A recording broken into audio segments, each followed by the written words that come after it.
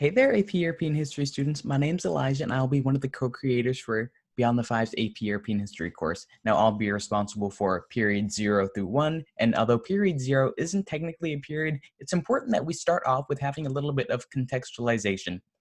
So we aren't just jumping into 1450 without knowing what's happening. How'd we get there? So let's get into it. So 1450, what happened before we got to that point? Well, as we all know, this period called the Dark Ages ruled Europe during this period. So from around 1000 to 1450, these were known as the Dark Ages. And why were they so dark? Well, very, very, very low levels of political stability, meaning that states were not controlling their, states very well. Their citizens were not very well fed, not very well governed, and as such, not a lot was happening. So if there wasn't a lot happening and not a lot of political stability, well, people like the Vikings and the Mongols were able to come in, invade, plunder, and pillage, and do whatever they want because no one was really there to stop them. And why? Well, royalty were spending a lot of their money on jewelry and art and not so much on the citizens in the state. So they were just vulnerable and open to whatever. So what happened? Well, as we move on and study a little bit more European history, we see that religion starts to pick up a little bit of the slack that these royal people are leaving behind. So what happens? Charles I, the Frankish king who acted as protector of the Pope and Catholic Church, went on to religiously inspire conquests, leading to, in 1800, Pope Leo III crowning him Charlemagne. So he went from Charles I to Charlemagne, meaning Charles the Great. And he started later the Holy Roman Empire, which would last a good half a millennia until it started to crumble. And when he died in 1814, his son took over. And then 200 years later, we have the Great Schism in 1054. So what we're having is the Eastern and Western Roman empires formally split, leading to two very, very, very different forms in Christianity in Europe. One on the East, Russia, we're thinking the Balkans. One on the West, more Central Europe, more Italy. And that's where we have a lot of our Catholic domination when we're looking in period 1. So speaking of period 1, let's get into our first essential question. So for every period, we're going to have 6 essential questions that College Board wants us to tackle. The first one we're going to tackle together, well, how did the worldview of European intellectuals shift in the 15th century? And what we have here is not the birth of Venus. This is the School of Athens by Raphael. And this is just an explosion of philosophy, an explosion of knowledge, and an explosion of intellectuals. We have every intellectual under the sun depicted in this picture because this period was bombarded with so many new ways of thinking, so many new ways of being a person, so many new ways of being a human. And when that comes in full force, we have artists picking up the slack and making works like this to show what they were seeing. Their whole lives were shifting. And works like this are commemorating the change that's happening in Europe in this time. So, how did we get Europe out of the Dark Ages? Well, you could think of it in 2 ways. One, humanism. So humanism is basically a program of study, including rhetoric and literature based on classical study. So people of Europe, mostly Francisco Petrarch, saw the classical civilizations.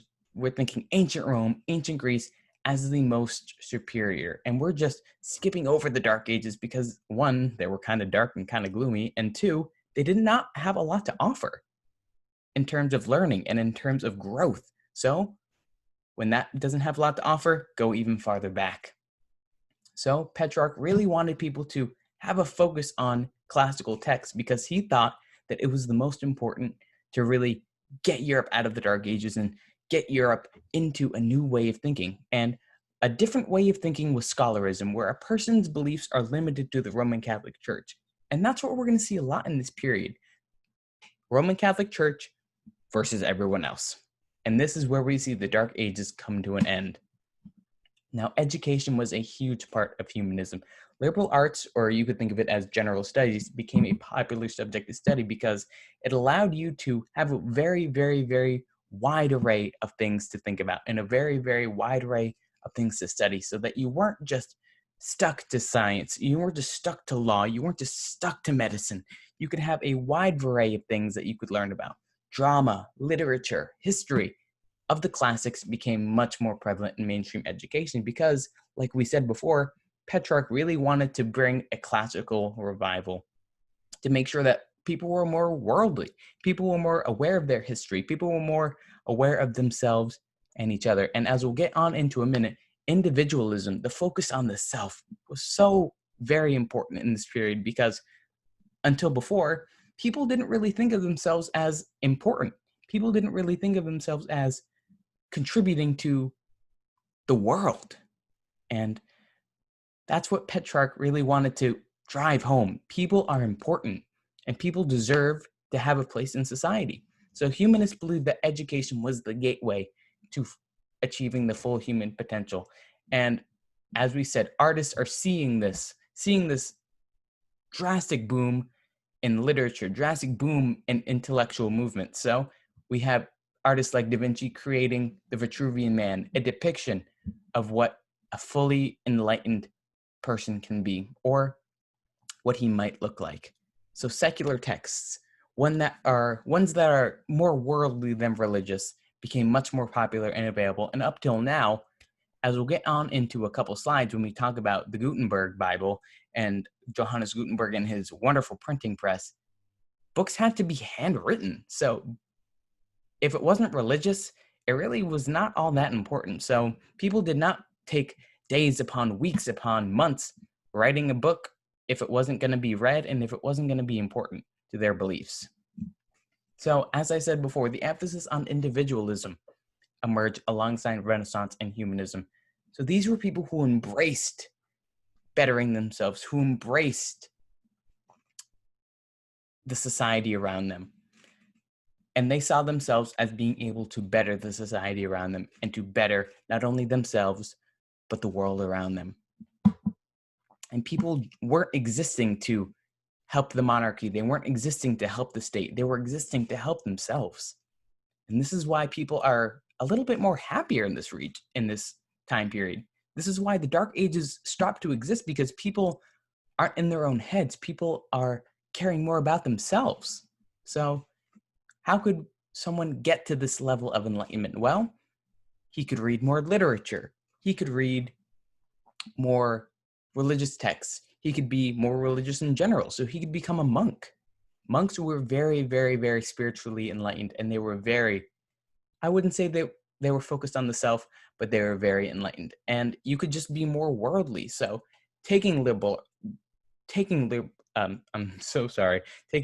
arts classes, just being more worldly and more experienced and just soaking in all the knowledge you can is really the focus of individualism.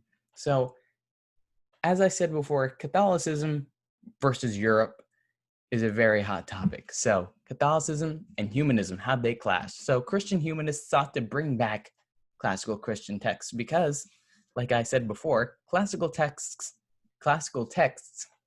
are what humanists are all about.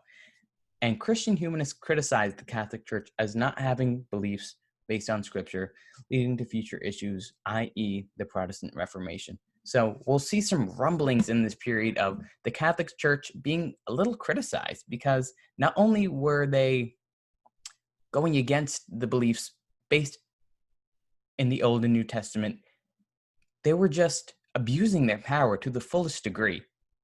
So what happened? The church would lose a little bit of its power when the Renaissance came in, and it would lose even more of its power when Martin Luther and John Calvin came in to write their 95 Theses, write their books, and just push their agendas into the Catholic Church, into Europe, proving that the Pope and his clergy were abusing their power. So Humanism, and Italy. So Italy in this period was in this weird state of fragmentation. They weren't necessarily one full state, but instead a collection of city-states. And a city-state, while great because you could govern yourself, wasn't all that great because you didn't have a collection of a military. You only had your own little military. And say we're right here in this blue area, your military is going to be very small compared to, say, the Kingdom of Naples or the Kingdom of Sicily. And if you were invaded or attacked, you could only defend yourself so much. And when we see in periods 3, I believe is when Italy becomes unified, that they become a much stronger state because they have a centralized military. And these city-states were ruled by either dukes or powerful families. So the Medici family is a very, very important family to know because not only were they a ruling family, they were pioneers in artistic patronization because they had so much money, they could do whatever they wanted. So why not commission a bunch of artworks? Why not? What else do you have to do in 1550 when you have no TV, not a lot of books to read, and not a lot of things to look at? So commission some art. So getting into this idea of worldliness, getting into this idea of governance, we have Niccolo Machiavelli, who wrote The Prince in 1532. I highly suggest every one of you at least reads a Cliff Note summary or listens to the audiobook of this. It's only about 3 hours, and it is a founding piece of European history because this completely shifted the way that European leaders thought about politics because they were starting to take in morals. They were starting to take in what the people thought. And while this wasn't the focus of The Prince, it did bring in a different aspect that European leaders didn't really think about. So, what it caused? Well, this book would be a model for future authoritarian regimes throughout Europe. And what an authoritarian regime is a very powerful regime in which the people do not have a lot of say, and the government takes almost full control of the people's lives. So, an absolute ruler was necessary, one whose legitimacy was unquestioned and independent of any foreign factors. No one else could come in and say, hey, you're ruling wrong, and you should stop. An absolute ruler would not accept that. An absolute ruler would have that person executed immediately. And we'll see in period 2, well, I won't be covering it, someone else will. You'll see that absolutism and constitutionalism are very, very important in how Europeans govern themselves. Now, while The Prince was a very, very founding text in how Europeans should politically rule themselves, how they should socially rule themselves was a little bit different. So the book of the Courtier was written in the 16th century and outlined how a person should conduct themselves and how a person should act in a royal setting or just act in society. And this was highly circulated among European nobility because it gave them a little bit of a leg up on someone else. Because if you were more diplomatic and if you were a little bit more worldly and cultured and a little bit more sophisticated, you were just that much better than, say, the Archduke of Germany or the Queen of England or the King of France. If you just had that leg up, had a little bit more sophistication, then your state was just that much better than the others. Now, we talked about the printing press. Now, up until then, as I said, books were handwritten, usually by monks. So monks spent a lot of their time, a lot of their day handwriting Bibles because movable press and movable print was not a thing. So Johannes Gutenberg, this brilliant German inventor in 1440, created movable type and the printing press. And in 1456, he created what's known as the Gutenberg Bible, one of the first highly circulated texts that spread throughout Europe. Now, while it was originally written in Latin, and most of these early texts were written in Latin, as Gutenberg Bibles began to spread in the area surrounding Germany, books began to be written in regional vernacular. And what vernacular is just a fancy word for local dialect. So, fun vocab word for you. So literacy rate was able to skyrocket throughout Europe. And when I mean skyrocket, I mean through the absolute roofs. Now, well, literacy rate, mind you, was maybe between 5 and 20% in a good area. So literacy rate was able to go up 60, 70% in some areas, all because books were just more available and things started to be printed in a language you could read and you could understand. So the printing press was also able to fuel political, religious, and social agendas. And as we'll get into when we study our next essential question, when we start talking about Martin Luther, if the printing press wasn't a thing, Martin Luther and John Calvin would not have much to work with because their ideas would not have been able to be very circulated throughout Europe. They would be very, very centralized in Switzerland and Germany. So, thanks, Johannes Gutenberg. Thanks for that. So what we really want to talk about is the Renaissance. And while this isn't a typical Renaissance picture, this is the Entombment of Christ in the Mariners period, which is a little bit after the High Renaissance, still a part of the Renaissance. You have to realize that the Renaissance took a number of forms: high, low, northern, southern, Italian, so many different forms. And this is just one of their a little bit more quirky forms. Think of it as the weird uncle that you try not to talk about. See, because we're having an elongation of forms and a very, very interesting use of color. Now, this may seem like a tunic or a shirt, but this is actually supposed to be this man's skin. His skin is pink, and very, very interesting uses of color. And as a person, as a regular human person, if we zoom out a little bit, he's actually standing on his tiptoes, and you're not supposed to be able to carry a full dead man. This is Jesus Christ on your tiptoes. So just note that Renaissance was not all high and fancy. It does get a little weird. So what the Renaissance is a classical revival that came, a new wave of art that came with the classical revival, a little bit of a flip-flop there. So the idea of a Renaissance man was the most ideal and is what every European strived for, because along with the ideas of humanism and the Renaissance combined to make this Renaissance man. And what a Renaissance man was a person who had mastered the ideas of, say, liberal arts, art itself, music, worldliness, religion, someone who was all those things while still remaining spiritually enlightened and influential in society. So someone who was able to do that was very, very sought after. And we'll see that some of our artists are actually Renaissance men. They were able to juggle so many hats, juggle so many things in their lives and wear so many hats that they were idealized and they were influential. And that's why we're talking about them 600, 700 years later, because they were so influential and so important. Maybe because they were Renaissance men, maybe because they weren't. Who knows? So this period lasted from the 14th century to the 17th century and gave way to the Mannerist and Baroque movement, which you will talk about in either the late period 1 or early period 2.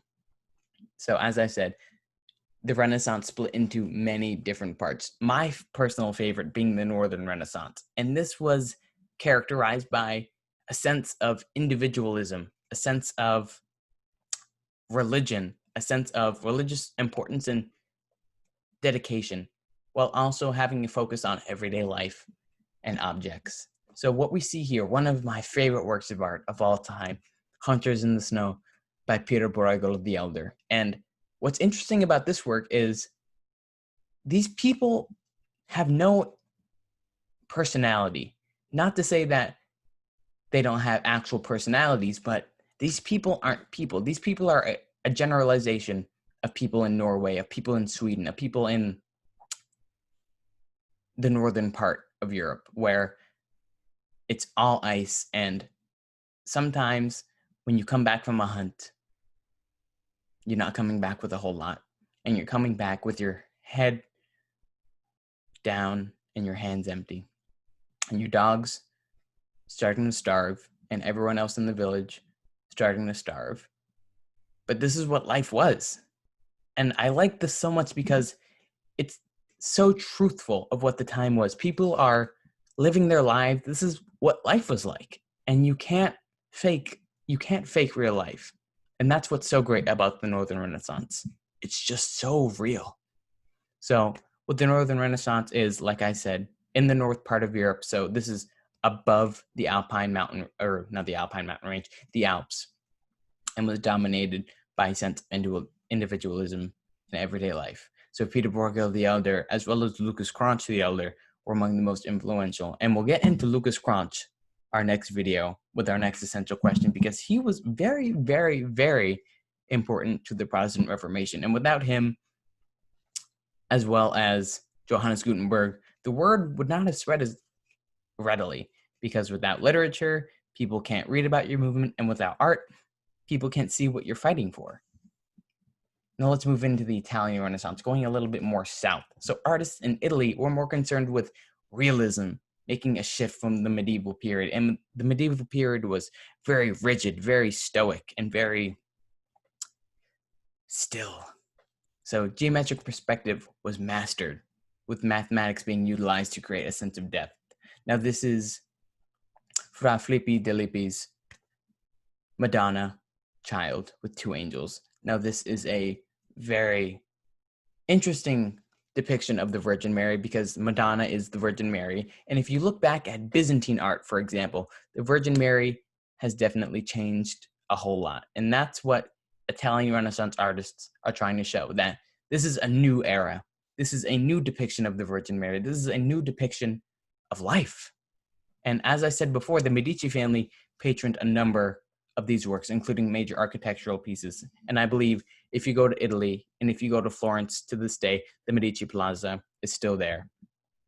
Now moving on to the High Renaissance, this peak occurred from 1480 to 1520, and Rome was the epicenter of this period. If you were a High Renaissance artist, you had to be in Rome. This period saw a number of new artists emerge, each bringing their own style and perspective on contemporary life.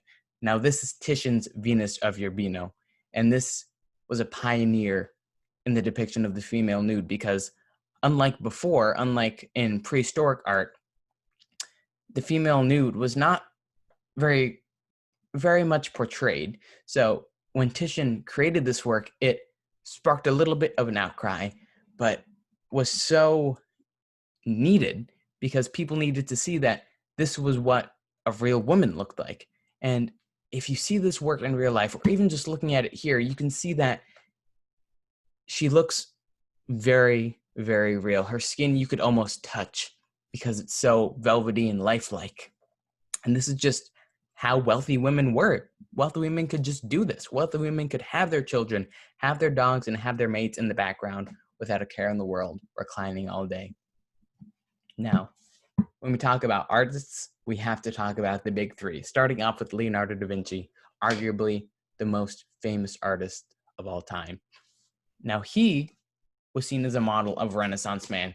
He had the art down, he had the math down, he had everything down. He was an inventor, a sculptor, probably, I believe, an architect as well. He had it all. And he pushed for idealism in his work. He pushed for the depiction of the ideal form. Now, Michelangelo, seen as the bad boy of the Renaissance, he did not care what anyone had to say about his works. He did what he wanted, when he wanted. And you can see that if you look at the Sistine Chapel, the ceiling, the wall, the Sibyls, the flood, everything. He did what he wanted. He showed his depiction of what he thought God should look like. He showed what he thought angels should look like. He showed what he thought men should look like. And he painted people as reflections of divinity. Now, Raphael created the ideal version of the Virgin Mary. And we're seeing a lot of different depictions of the Virgin Mary here, because we're having so many different artists with so many different opinions and so many different beliefs that, of course, we're having multiple renditions of the same thing. He also created our School of Athens, and he mastered the art of harmony and balance, as well as order, in his artworks. And this showed very much when we look at the School of Athens. Now, the one we didn't talk about, Donatello, he did create a very, very famous work, his David, not to be confused with Michelangelo's David. Now, his David was bronze, and his David was the version of David and Goliath from the Old Testament, in which the very small Jewish boy David had to kill or had to fight Goliath, this towering man, and he killed him by using just a little bit of finesse and just a little bit of cunning. And while he isn't one of the big three, he's still very influential in high Renaissance art. Now let's talk about science. So in the 2nd century, the geocentric theory was created, and this stated that Earth was the center of the universe and all other celestial bodies revolved around it. And why wouldn't you believe that in the 2nd century, when all you saw was outside was the sun, and in your perspective, the sun moved around you every day. It started on the east in the morning and ended in the west in the evening. So you had no other reason to believe that you were the center of the universe and everything else revolved around you. And it wouldn't be until 1400 years later where this theory would be disproven. So Nicolaus Copernicus created the heliocentric theory in the 16th century. This theory stated that the sun was in fact the center of the universe, and Earth and other celestial bodies revolved around it. Now let's talk about Copernicus a little bit more. Now, he was a natural philosopher, and as the name suggests, he studied the natural world, and he proved his theory by stating Earth was on an axis, and many, many, many other scientists would later publish works or just perform scientific experiments that would just further prove this theory was true. So he made sure that people were able to do this by publishing on the revolution of heavenly spheres. And again, this would not have been possible without our boy Johannes Gutenberg and his creation of the printing press. So remember, most things in European history, most things in period 1 are going to track back to him in 1440. So if there's one date you should know, 1440, Johannes Gutenberg, printing press, movable type. A little bit of a backtrack there. So other scientists and philosophers would build on his theory, further proving it. Now let's talk about Galileo Galilei. So he was the first person, wow, I really butchered construct. He was the first person to construct and use a telescope, making it possible for hundreds of astrological discoveries to be made. So he probably discovered many constellations, many other planets, because he was able to actually look beyond the human eye. And he was able to see what other people had never seen before. Now, he was able to completely shatter people's views on the universe because he was able to see the universe with his own eyes. And he published many, many books with his findings. Now, his 4th book, The Starry Messenger, put him in a bit of hot water with the Catholic Church. Let's see why. Well, the Catholic Church accused him of heresy and excommunicated him because his views on the universe and his views on astrology were very counterintuitive to what their rhetoric was. They wanted everyone to believe what they believed because they were the governing force of Europe. They were the governing religion. No other religion was half as close to the power they had. So they had a monopoly on power and they had a monopoly on people. So when people like Galileo came into the world with a viewpoint that was even slightly different than the church, they had to nip it in the bud real quick. So not only did they excommunicate him, they put him under permanent house arrest until his death to make sure that his voice was never heard again. And while his voice lives on today through his accomplishments, his voice really started to be squelched in the area because no one else heard from him. He didn't publish any more books. So science started to slow down in Italy, especially where he was imprisoned, until English scientist Isaac Newton came to the forefront with his views on physics and gravity. Now let's talk a little bit about Newton. Well, Newton saw the universe as this machine, this divine machine that was operated by one person or one being. God. He was a very, very religious scientist. And it's very interesting to see religion and science intertwined like this. So he was what the church wanted. The church wanted people who were communicating their rhetoric to the rest of the world while also making a couple discoveries if they wanted to, so long as they did not deviate from the church's rhetoric. Now, he published his book Principia as a solidification of his views on the universe and gravity. Now, some odds and ends on the scientific revolution. Some things that you should know. In the 2nd century, physician Galen believed that there were 4 humors of the body, and humor is just a funny word for blood, phlegm, black bile, and yellow bile. Where he got this idea of the 4 humors, I'll never know. I'm sure if you looked it up, you could find it very easily, but very, very interesting. And we're seeing the 2nd century has a lot of very unique views on science in the world with the geocentric theory and this theory of the 4 humors. Now, the scientific revolution would later refute these assertions with scientists stating that diseases were, in fact, a chemical imbalance that could be cured by the right chemicals. And lots of other astrological discoveries would later be made, with the scientific method being one of the most important things to come out of this revolution, because we still use it today in your modern day science classes, where you're making observations and then experimenting and then explaining your experiment and your observations using reasoning. The revolution absolutely obliterated previous notions on science in Europe and ushered in a new way of thinking about the world. Now let's go back a little bit. Now let's see what we can talk about when it comes to terms with our essential question. Now, how did the worldview of European intellectuals shift in the 15th century? Well, we moved out of the Dark Ages. We had humanism come to the forefront, with people believing that classical scriptures, classical studies were much more important than contemporary studies and had a much more profound role than people ever thought they were.